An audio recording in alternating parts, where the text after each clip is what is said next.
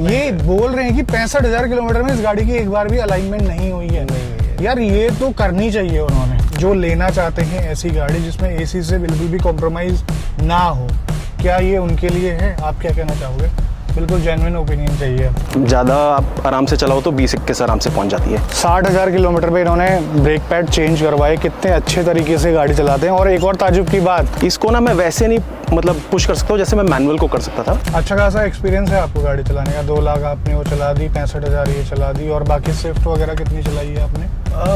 जैसे जेन में 1,00,000-1.25 लाख किलोमीटर वो चलाई थी। ऐसे इन्फॉर्म्ड कस्टमर हैं, क्या ये ऑफर करती है बाकी गाड़ियों के कंपैरिजन में? और मुझे क्या चाहिए ये इनको सब पता है। और ये चीज़ मैंने काफ़ी ओनर से सुनी है। हाँ। कि जब भी अंडुलेशंस आते हैं फर्स्ट में अपने फर्स्ट में चली जाती है। वो इसका प्रोटेक्शन मैकेनिज्म है, क्योंकि ओवरऑल ना इन गाड़ियों में खोजने पड़ते हैं कि यार क्या खराब है इसमें। आज के वीडियो में काफी लोगों के कंफ्यूजन और साथ के साथ मिथ्स क्लियर होने वाले हैं, क्योंकि ये जो वर्टस जीटी है हमारे पास वो 65,000 किलोमीटर चल चुकी है लगभग। और ये हमारे पराग भाई की गाड़ी। पराग भाई बहुत बहुत स्वागत है चैनल के अंदर। थैंक यू रवि भाई। और लगभग 2.5 सालों में इन्होंने ये गाड़ी चलाई है, 65,000 किलोमीटर के आसपास। इनका अच्छा खासा एक्सपीरियंस है VW के साथ, क्योंकि ये पहले भी रख चुके हैं। कौन सी गाड़ी? Rapid, Skoda rapid 1.6 TDI। और उस गाड़ी को आपने लगभग 2 लाख किलोमीटर 2 लाख किलोमीटर के आसपास चलाया। हाँ जी। और उसके बाद 2022 दिसंबर में इस गाड़ी को परचेज किया। इसका कैसा मेंटेनेंस है, कैसा एक्सपेंसेस है, क्या क्या इसमें प्रॉब्लम है, कितनी आपकी दिन की रनिंग है जिसकी वजह से 2.5 साल में 65,000 किलोमीटर के आसपास चल गई? क्योंकि कई लोग हैं जो 10 साल में भी इतना नहीं चला पाएंगे। एक और बात मैं आप लोगों को बताना चाहता हूँ कि इन्होंने जो है मेंटेनेंस पैकेज लिया था इस गाड़ी का, और वो लगभग खत्म भी कर दिया है, क्योंकि वो 60,000 किलोमीटर तक का होता है। करेक्ट रवि जी। संजोग ऐसा बनता है कि मेरा ऑफिस सिटी के एक कोने में होता है, घर दूसरे कोने में होता है, तो मेरी रनिंग हमेशा से ज्यादा रही है। रैपिड भी 2 लाख किलोमीटर चली थी करीबन 10 साल में। इसकी अराउंड 80 to 90 किलोमीटर की दिन की रनिंग है, नोएडा टू गुड़गांव। वीकेंड्स पे कुछ ट्रिप्स हो गए, चाहे चंडीगढ़, मसूरी वगैरह। खासी कार्स में ज्यादातर आप इस गाड़ी को चलाते हैं? हाँ जी, हाँ जी। Peak cars, bumper to bumper traffic. मतलब सुबह मैं टाइम थोड़ा सा मैनेज कर लेता हूँ, 7:30 बजे करीब निकल के सुबह, लेकिन शाम को तो पॉसिबल नहीं है। तो उस समय तो मतलब एकदम बम्पर टू बम्पर चलती है ये। अब सबसे पहले मेरा सवाल ये होगा, DSG में कोई दिक्कत आई? DSG में अभी तक कोई दिक्कत नहीं है। कोई एरर वगैरह कुछ भी नहीं? कुछ नहीं, जैसे पहले दिन चल रही थी वैसे ही अभी भी चल रही है गाड़ी। ओके। मैं बस स्टार्टअप पे गाड़ी को आधा 1 मिनट ऑन रखता हूँ, उसके बाद नॉर्मल चलती है। आपकी पिछली गाड़ी भी DSG थी या मैनुअल थी? मैनुअल थी पिछली गाड़ी। ओके। इतनी रनिंग होने के बाद आपको क्या लगता है कि ये गाड़ियाँ डेली चलाने के लायक हैं? सर इस पे मेरा व्यू ये है कि आप जितनी गाड़ियाँ इन सेगमेंट्स में देखेंगे, चाहे Hyundai, टाटा, सब मतलब मोटा मोटी सिमिलर सॉर्ट ऑफ एक्सपीरियंस देती हैं। मतलब उनका बेसिक सेम है, सेम मैन्युफैक्चरर्स आपके कॉइल्स बना रहे हैं, सेम मैन्युफैक्चरर्स। सो गाड़ियाँ सेम है, उनमें थोड़े थोड़े स्पेशलिटीज़ हैं। VW में ड्राइविंग डायनामिक्स, जिसको गाड़ी चलाना पसंद है उसके लिए अच्छी है। और मैं रैपिड यूज़ करता था डेली, मेरे को वो हर एंगल से प्रैक्टिकल लगती थी। ऑल्दो उसकी इमेज पब्लिक में ऐसी थी कि यार ये गाड़ी काफ़ी स्पोर्टी गाड़ी है एट्सेट्रा, लेकिन उसकी माइलेज भी अच्छी थी, उसके अंदर मेरे को जितना स्पेस चाहिए था वो सब कुछ था। फीचर्स कम थे लेकिन सारे यूजेबल फीचर्स थे, और कभी किसी फीचर ने दिक्कत नहीं दी मेरे को 10 साल के ओनरशिप के अंदर। अच्छा। सो पीस ऑफ माइंड था, जो कि मतलब ज़्यादा बंदा बार बार चक्कर नहीं लगाना चाहता सर्विस सेंटर के। टाइम टू टाइम सर्विस करके ये गाड़ियाँ बिल्कुल फ्लॉलेसली चल जाती हैं। मतलब अगर आप थोड़ा सा और अपना यूज़ केस चेंज कर दोगे, कोई इनको ज़्यादा एकदम स्पोर्टी तरीके से यूज़ करोगे तो हो सकता है प्रॉब्लम्स आए। बम्पर टू बम्पर ट्रैफिक में फ्यूल एफिशिएंसी कितना दे रही? क्योंकि जनरली लोग ना specially bumper to bumper traffic के लिए एक सेकेंडरी गाड़ी रखते हैं, या तो कोई EV रखेगा, कोई CNG रखेगा, या मारुति की गाड़ी रखेंगे जो अच्छा एवरेज निकाल कर देती है। सर EV डीजल का तो मुकाबला नहीं है, 12 से 13 देती है सिटी के अंदर। मिक्स्ड यूज़ कहूँगा, जिसमें बम्पर टू बम्पर से 30% होगा। हाईवे पे तो काफ़ी अच्छी एफिशिएंसी है, 18-19 आराम से देती है हाईवे पर। ज़्यादा आप आराम से चलाओ तो 20-21 आराम से पहुँच जाती है। सिटी में मैंने 15 तक भी निकाला है, अगर मेरे को कुछ लाइट डेज मिल जाए, छुट्टी वाले डेज वगैरह पे। लेकिन मोस्टली मेरे को 12 से 13 की एवरेज सिटी के अंदर मिलती है इससे। अब बात करते हैं सर्विस कॉस्ट की, बट ज़्यादा बात नहीं कर सकते क्योंकि इन्होंने मेंटेनेंस पैकेज लिया हुआ था और लगभग ख़त्म कर चुके हैं। अब हम बात करेंगे कौन कौन से वियर एंड टीयर वाले पार्ट इसमें रिप्लेस हुए हैं, किन पार्ट्स का आपने पैसा दिया, ये सब चीज़ें, इस चीज़ के बारे में बताइए आप। इसके अंदर ब्रेक पैड्स और रोटर्स मैंने चेंज करवा दिए थे, 60,000 पे करवाए। वो मतलब एक्चुअली लेट था, बट 60 पर ही इसके ब्रेक पैड्स और रोटर्स चेंज हुए। रोटर्स मैंने अपनी तसल्ली के लिए चेंज करा दिए बिकॉज बहुत ज़्यादा कॉस्ट नहीं थी, उनकी कॉस्ट एक्चुअली पैड से कम थी। टोटल 11,000 या 12,000 का खर्चा था for both rotors and both disc मतलब पैड्स। 60,000 किलोमीटर पे इन्होंने ब्रेक पैड चेंज करवाए। कितने अच्छे तरीके से गाड़ी चलाते हैं। और एक और ताजुब की बात, मैं इनसे 2-3 बार कंफर्मेशन ले चुका हूँ, ये जो टायर्स हैं ना ये स्टॉक है और अभी भी इतनी अच्छी कंडीशन में है। ये ऐसे ही गाड़ी चलाते रहे या फिर ऐसे ही यूज इनका होता रहा तो 30,000 किलोमीटर तक कहीं नहीं गए। ये बताइए कि कोई ऐसा टेरेन नहीं आया या फिर आप हमेशा हाईवे पे चलते हैं, कैसी इसकी लाइफ बढ़ गई इन टायरों की? सो मैक्सिमम रनिंग सिटी के अंदर है। ऑब्वियसली दिल्ली एनसीआर में रोड्स अच्छी हैं। हाँ। और मैं थोड़ा केयरफुली भी चलाता हूँ इन द सेंस कि ऐसा नहीं है कि बहुत ज़्यादा प्यार से चलाता हूँ गाड़ी, मतलब मैं गाड़ी के मज़े ले लेता हूँ। तो मतलब मैंने आपको बताया था, मेरे को इनिशियली गाड़ी लेके एक टिप यही मिल रही थी कि यार और कुछ करो नहीं करो, गाड़ी के टायर चेंज करा लो। बट कहीं मेरे को एक C8 सिक्योरा ड्राइव पे एक वीडियो भी मिल गया कि ये अच्छे टायर हैं, इनको थोड़ा ट्राई करो। वो 20-30 का कब 60 हो गया अब मेरे को पता नहीं चला और अभी भी अच्छी परफॉर्मेंस दे रहे हैं। तो मेरे हिसाब से मैन्युफैक्चरर जो लगा के देता है इतना ज़्यादा उसको क्वेश्चन करने की ज़रूरत होती नहीं है। कितने लाख किलोमीटर तक आपको इस गाड़ी में कॉन्फिडेंस है? मेरी पहली जो रैपिड मैंने स्क्रैप में निकाली है बिकॉज 10 साल का रूल कंप्लीट हो गया, इस चक्कर में वो 2 लाख चली थी, वो आराम से काफ़ी और चल जाती। इसका इंजन की क्वालिटी बहुत अच्छी है। गियर बॉक्स कहीं पे मेरे को थोड़ा सा वैसा लगता है कि यार इसको ना मैं वैसे नहीं मतलब पुश कर सकता हूँ जैसे मैं मैनुअल को कर सकता था, थोड़ा सा मैं इसको वैसे लेना पड़ता है, आराम से लेना पड़ता है। बाकी मेरे हिसाब से कोई दिक्कत आनी नहीं चाहिए। क्वालिटी इश्यूज काफ़ी बताते हैं इसमें, जैसे इंटीरियर में। हाँ। और उसमें क्या क्या आपको देखना पड़ता है? और बहुत सारी प्रॉब्लम्स भी आई थी गाड़ी में पहले जैसे। आई थिंक VW का वही इशू था कि 1 touch up down, driver side वाला काम करना बंद कर दिया थोड़ी देर के बाद। विंडो अप डाउन होती है नॉर्मल विंडो की तरह, 1 टच नहीं काम करता है। हाँ। तो वही मेन इशू था। रैटलिंग का वो मेरे को लगता था शुरू में कि इसमें थोड़ी बहुत रैटलिंग है, बट रैटलिंग थी नहीं, गाड़ी ज़्यादा क्वाइट है और अगर आपने कोई सामान रखा हुआ है तो वो खटकता है। अदरवाइज अगर कोई सामान नहीं रखा हुआ है कार के अंदर तो कार एकदम साइलेंट है, तो ऐसे प्रॉब्लम। अच्छा, तो VW के बाद VW में ही जाने का मन था या फिर और भी आपने जो ऑप्शन थे वो एक्सप्लोर करे थे?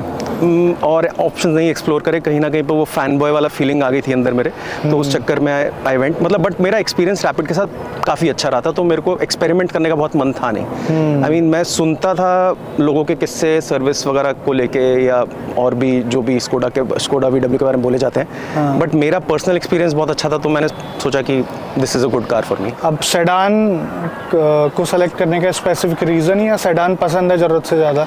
सर ये मेरे सारी रिक्वायरमेंट्स मीट करती है गाड़ी।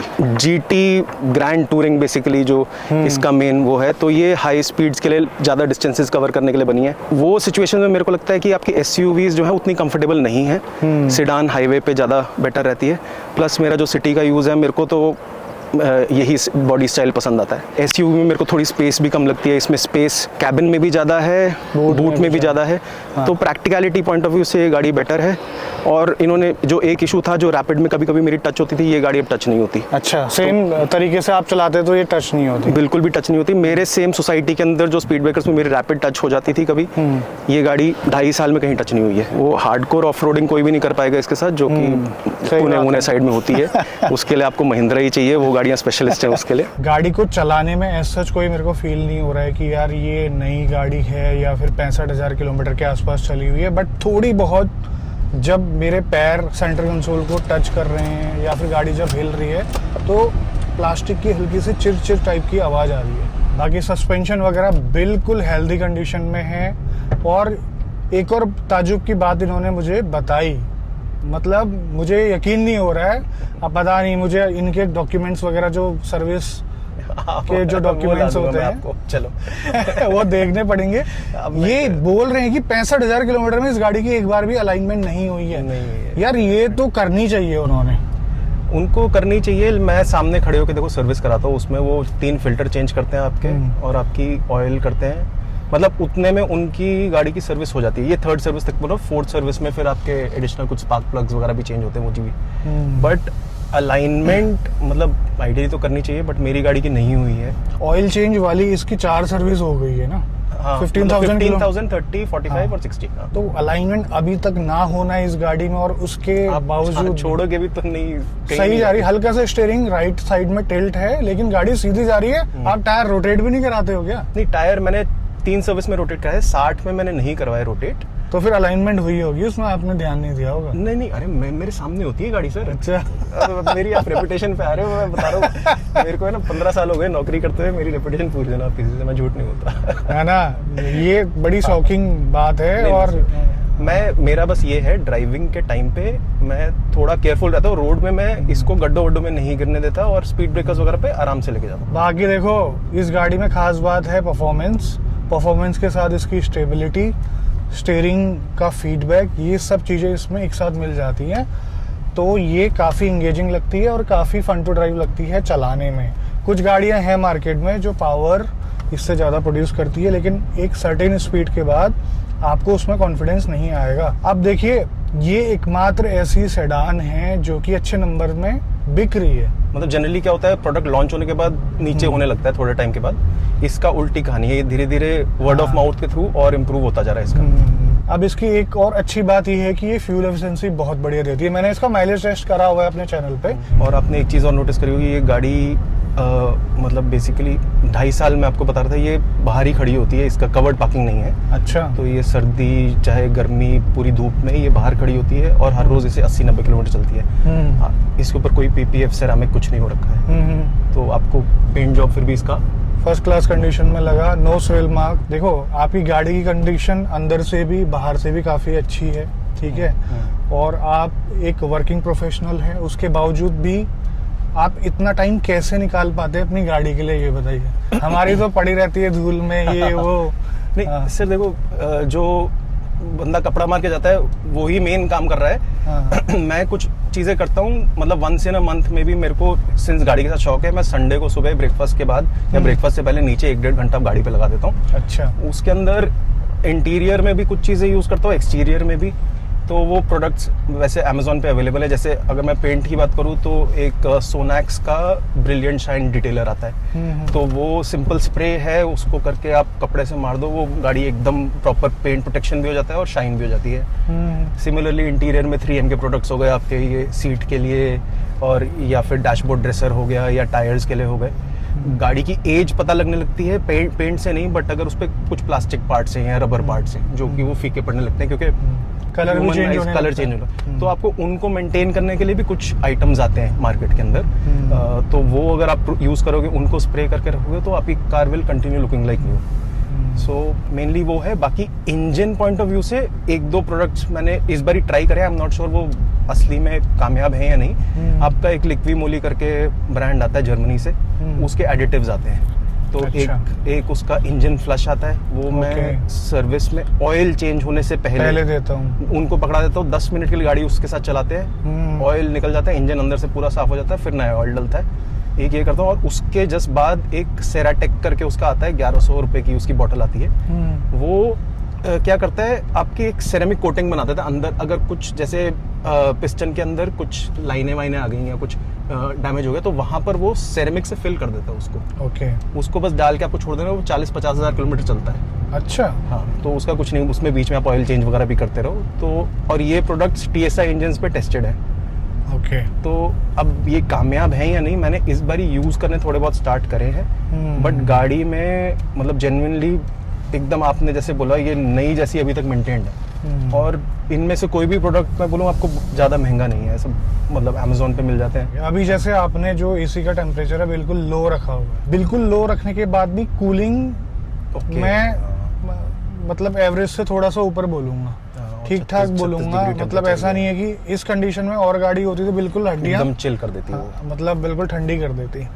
तो गाड़ी का इंटीरियर भी ब्लैक है। जब यहाँ पर टेम्परेचर 40, 45, 50 तक भी जाने की इस बार उम्मीदें हैं, तो मतलब जो लेना चाहते हैं ऐसी गाड़ी जिसमें एसी से बिल्कुल भी कॉम्प्रोमाइज ना हो, क्या ये उनके लिए है? आप क्या कहना चाहोगे? बिल्कुल जेन्युइन ओपिनियन चाहिए आपकी। सर डिस्कम्फर्ट होता है, गाड़ी अगर धूप में खड़ी हो तो पहले 8-10 मिनट का डिस्कम्फर्ट होता है, जो कि दूसरी गाड़ी हो सकता है 2-2.5 मिनट में आपको कूल कर दे। तो इसमें वो कूलिंग का टाइम थोड़ा सा ज़्यादा लंबा है। बट एक बारी कार एक रीजनेबल टेम्परेचर पे आ जाती है, उसके बाद कंटिन्यूस जर्नी में तो ऐसे दिक्कत नहीं है। बट मतलब वो फिर पर्सनल प्रेफरेंस के ऊपर आ गया। मैं 2.5 साल से चला रहा हूँ, तीसरी समर है, तीसरी समर हुई ना? हाँ, अब आएगी तीसरी, अब तीसरी समर आएगी इसकी। तो पिछली 2 समर्स में मेरे को ऐसे नहीं आई दिक्कत। पिछली समर भी अच्छी खासी गर्मी थी और हर रोज़ ही चलानी होती गाड़ी मेरे को। तो मतलब अगर ज़्यादा ही होता है तो मैं ये सीट वेंटिलेशन चालू कर देता हूँ, तो इसमें भी थोड़ी बहुत कूलनेस आ जाती है। I don't think it is under performing, मतलब एडिक्वेट है। ये तो फिर भी ठीक ठाक काम करता है, बट 1 लीटर वाले में काफ़ी इम्प्रूवमेंट की ज़रूरत है। हाँ। और कई लोगों का मैंने देखा है ना, जो कोडिंग करके अनलॉक करके ये सारी चीज़ें परफॉर्मेंस थोड़ी बहुत बढ़ा चेंज कर देते हैं, करेक्ट। बट वो मतलब बायर के ऊपर नहीं आनी चाहिए ना ये सब चीज़ें, वो तो जो एंथुसियास्ट है वो कर ले रहे हैं। कंपनी को आगे से खुद करके देना चाहिए कि भाई 44 डिग्री में ये कामयाब होना ही चाहिए प्रोडक्ट। बाकी फीचर्स की कमी लगती है आपको? जो कार्स अच्छे फीचर्स देती हैं, लाइक Hyundai हो गई या कोई और, वैसे MG वगैरह से अगर मैं आया होता फिर मेरे को वो कमी खल रही होती। मेरे लिए तो पहले मारुति ज़ेन, फिर मारुति डिज़ायर, फिर रैपिड, अच्छा, और फिर क्या कहते हैं अब ये, तो मेरे लिए तो लाइफ थोड़ी थोड़ी इम्प्रूव ही होनी चाहिए। नीचे जाए तो दिक्कत होती है। अच्छा खासा एक्सपीरियंस है आपको गाड़ी चलाने का। 2 लाख आपने वो चला दी, 65,000 ये चला दी, और बाकी स्विफ्ट वगैरह कितनी चलाई है आपने? जैसे ज़ेन में 1 सवा लाख किलोमीटर वो चलाई थी। अच्छा, कितने सालों से आप गाड़ी चला रहे हैं? मैं अब क्या कहते हैं मिड 40s के आसपास पहुंच रहा हूं, तो टाइम तो काफ़ी हो गया। 20 साल से ऊपर से तो चला ही रहा हूँ, 25 साल हो गए गाड़ी चलाते हुए। VW स्कोडा के ऐसे इन्फॉर्म्ड कस्टमर हैं, ठीक है, मैं क्या कहना चाहता हूँ आप समझ रहे होंगे मेरी बात को। बम्पर टू बम्पर ट्रैफिक में चलानी पड़ रही है गाड़ी, उसके बावजूद भी चला रहे हैं। ये नहीं देख रहे हैं कि कितना एवरेज देती है या कितने पॉकेट में भारी पड़ेगी। इन्हें एक ड्राइविंग प्लेजर चाहिए, और गाड़ी के बारे में, VW के बारे में सब कुछ इनको पता है, क्या ये ऑफर करती है बाकी गाड़ियों के कंपैरिजन में, और मुझे क्या चाहिए, ये इनको सब पता है, ठीक है। तभी जो है, हाँ मतलब मेरे को जैसे बॉडी स्टाइल वगैरह को भी लेके ना कोई कंफ्यूजन था नहीं माइंड के अंदर, चाहिए क्या। यूज केस मेरा जो है उसके लिए एकदम फिट बैटरी थी, और मेरे हिसाब से जो ऑफिस जाने वाली पब्लिक है, बिजनेस वालों का अलग लाइफस्टाइल होगा, लेकिन जो ऑफिस जाने वाली पब्लिक है उनके लिए मोस्टली ऐसा ही लाइफस्टाइल होता है कि आप गाड़ी शहर में उठा के अपने ऑफिस जाते हैं, वापस आते हैं। कभी कभी आप अपने फैमिली के साथ ट्रिप लगाते हैं। उन यूज केस के लिए ये गाड़ियाँ बहुत बढ़िया बनी हुई हैं। बहुत ज़्यादा नहीं बिकती हैं, तो वो भी एक पॉजिटिव ही है एक तरीके से मेरे हिसाब से। मतलब अगर हर दूसरी गाड़ी यही होती तो भी एक, लेकिन वर्टस बहुत ज़्यादा दिखने लगती है। हाँ, बहुत ज़्यादा। करेक्ट। हाँ। बाकी गाड़ियाँ जो है ना, अगर आप सही समय पे लेने जाओ तो अच्छा डिस्काउंट्स भी मिल जाता है। हाँ, जैसे दिसंबर के आसपास 1.25 लाख, कभी-कभी 2-2 लाख भी डिस्काउंट मिल जाता है इन गाड़ियों। उस समय तो मैं थोड़ा सा इरिटेट हो रहा था कि मेरे आसपास वाले ऑफिस वाले, हम मेरे ऑफिस में जहाँ पे मैं बैठता हूँ वहाँ पे 6 लोग बैठते हैं, उनमें से मेरे बाद 3 और लोगों ने VW ले ली है। किसी ने टाइगून ली है, किसी ने वर्टस ली है। अच्छा। और उन सबको मेरे से सस्ती पड़ी 2 साल बाद लेने के बावजूद। अच्छा, ये बताओ क्या नेगेटिव लगता है VW, क्या और इम्प्रूव कर सकती है, मुझे ये बताओ, क्योंकि आप बहुत पुराने यूजर हो। हाँ जी, सी इसके अंदर आई थिंक लो स्पीड पे जो DSG का प्रोग्रामिंग है, फर्स्ट सेकंड गियर में स्पेशली, वो थोड़ी सी चेंज करी जा सकती है। वो जब फर्स्ट सेकंड गियर वाली स्पीड्स होती हैं तो उसके अंदर ये कभी कभी आपके ना चाहते हुए सेकंड से फर्स्ट पकड़ लेती है। अच्छा। तो वो मतलब करेक्ट हो जाता है 5-6 सेकंड के अंदर, लेकिन एकदम लो स्पीड वाली जो इसका बिहेवियर है वो इम्प्रूव किया जा सकता है। It is not bad. जैसे 5 to 6 किलोमीटर की स्पीड पे जब आप चल रहे हो ना, हाँ, तो अगर हल्का सा कुछ अंडुलेशन आता है रोड के अंदर या कुछ गड्ढा टाइप आएगा, तो ये सेकंड से फर्स्ट में शिफ्ट हो जाएगी। वो इसका प्रोटेक्शन मैकेनिज्म है, वो उसको थोड़ा सा लॉक कर देता है गियर को। तो लेकिन वो फर्स्ट में जाती है तो आपको थोड़ा सा फील होता है। अब वो थोड़ा ज्यादा इसलिए जर्क फील होता है, बट वो इसलिए भी फील होता है क्योंकि बाकी टाइम पे गाड़ी ऐसे चलती है जैसे एक्टिवा है। आप समझ गए, कोई गियर चेंज आपको फील नहीं होता, वो सिर्फ फर्स्ट और सेकंड के बीच में आपको थोड़ा फील होता है, जो वो भी जब सेकंड से फर्स्ट पे डाउन शिफ्ट होती है। और ये चीज मैंने काफी ओनर से सुनी है, हाँ, कि जब भी अंडुलेशंस आते हैं फर्स्ट में अपने फर्स्ट में चली जाती है। वो इसका प्रोटेक्शन मैकेनिज्म है, क्योंकि सेकंड में ही रहती है तो वो गियर को डैमेज कर सकती है। बाकी तो मजेदार, नो डाउट। ऐसे चलाते हो आप? अरे सर मैं मतलब बोलूँगा नहीं ओपनली, इसका ज़्यादा मज़ा टर्न्स और थोड़े से वेवी सड़कों में और पहाड़ों में है। इसका इंजन तो है ही अच्छा, उससे बेटर इसका जो बैलेंस ऑफ ड्राइविंग है। तो एक्चुअली में when you have to turn the car, जो इतना कॉन्फिडेंस देती है आपको, एक्चुअली मज़ा आता है। और नॉट जस्ट आपको, आपके बाकी पैसेंजर्स वगैरह भी एंजॉय करते हैं कार। उसके अलावा देखिए, अब ये जो इंटीरियर में जो मटेरियल यूज़ करे हुए हैं, ये थोड़ा बहुत आवाज़ करते हैं, एज यू ऑलरेडी मेंशन्ड। बाकी मतलब अगर थोड़े और बेटर मटेरियल्स यूज़ कर लेंगे, वैसे ये लॉन्ग लास्टिंग मटेरियल्स हैं, कोई दिक्कत इसमें है नहीं। थोड़े और बेटर यूज़ करेंगे तो शायद लोगों की शिकायतें दूर हो जाए। सॉफ्ट टच दे देंगे, सॉफ्ट टच वगैरह दे दें जो कि यूरोप में देते हैं, बट फिर कॉस्ट बढ़ जाएगी गाड़ी की। डिस्काउंट ना दें, सॉफ्ट टच दे दें, क्योंकि सॉफ्ट टच वगैरह मैक्सिमम गाड़ियां तो ये डिस्काउंट में ही भेज रहे हैं। हाँ, मतलब ओवरऑल ना इन गाड़ियों में खोजने पड़ते हैं कि यार क्या खराब है इसमें। बाकी गाड़ी ओवरऑल अच्छी है, तो वो चीज़ अगर कर देंगे तो फिर लोगों के पास ज़्यादा चीज़ें बोलने के लिए रहेंगी नहीं, क्योंकि इस प्राइस रेंज में बहुत अच्छी वैल्यू मिल रही है आपको। रिवर्स कैमरे की क्वालिटी तो एटलीस्ट इन्होंने अच्छी करनी ना चाहिए ही थी। बोलो तो 360 मत दो, कोई बात नहीं। हाँ। तो ये है वर्टस GT DSG का ओनरशिप एक्सपीरियंस 65,000 किलोमीटर तक का। तो आज की वीडियो में बस इतना ही, मिलते हैं बहुत जल्द आपसे एक नई वीडियो में। तब तक के लिए बाय बाय, ख्याल रखिए अपना, भारत माता की जय, और थैंक यू सो मच आने के लिए यार, थैंक यू इनपुट देने के लिए। Ravi ji, thank you so much. और बहुत मतलब एक चीज़ मैं रवि जी के लिए भी बोलना चाहता जी। हूँ, मैं इनके वीडियोस काफ़ी टाइम से देख रहा हूँ, लेकिन रियल लाइफ में इतने सक्सेसफुल होने के बावजूद ये इतने हम्बल हैं कि मतलब मेरे को इट्स अ लर्निंग कि आप सक्सेसफुल होने के बाद भी कैसे अपने आप को, तो ये इनके लिए बहुत पॉजिटिव चीज़ है और थैंक यू सो कॉम्प्लीमेंट है। Much. So nice meeting you sir. Same है।